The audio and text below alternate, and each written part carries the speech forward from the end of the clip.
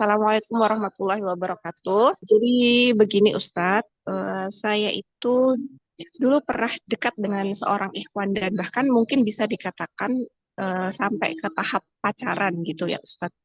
Terus setelah beberapa bulan kita dekat, saya baru tahu bahwa ternyata si ikhwan ini tuh telah memiliki istri. Dia menikah karena sudah melakukan hubungan seks sebelum menikah, tapi tidak sampai hamil gitu. Terus akhirnya mereka menikah, terus saya akhirnya menjauh dari ikhwan ini. Setelah itu, di akhir-akhir mereka ingin bercerai, entah kenapa saya kembali dekat dengan ikhwan ini.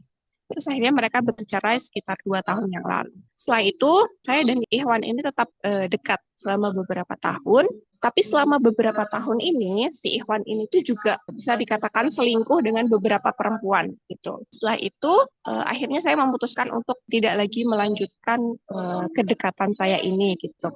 Karena saya merasa tidak sinkron gitu loh Ustadz antara saya alhamdulillah juga berangkat kajian. Jadi kayak saya merasa bahwa masa berangkat kajian juga tetap masih pacaran kan tidak sinkron. Akhirnya saya memutuskan untuk memberikan jarak dulu ke dia. Ikhwannya ini rajin ikut kajian. Iya, saya juga kebetulan. Ikhwannya ini anak pondok Ustadz. Dulu 6 tahun di pondok. Innalillahi rajiun. Iya, jadi saya memutuskan untuk memberikan jarak, tapi si Ikhwan ini bilang bahwa oke, kita sekarang kayak memberikan jarak dulu, kita nggak usah ketemu, kita nggak usah chat, tapi nanti jika suatu saat, dia yang bilang, jika suatu saat dia sudah siap, dia akan datang ke saya dan istilahnya seperti melamar saya gitu.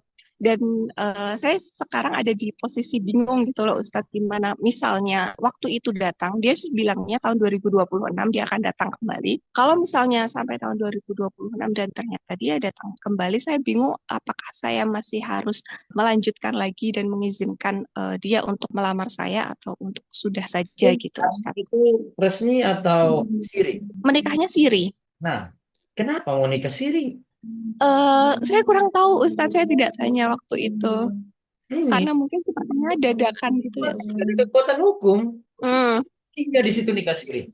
Jadi pelajaran ini. iya ya, Jangan kayak gitu lagi. iya. Yang berikutnya kalau dia datang lagi nggak usah, sudah tahu karakter kayak gitu main perempuan.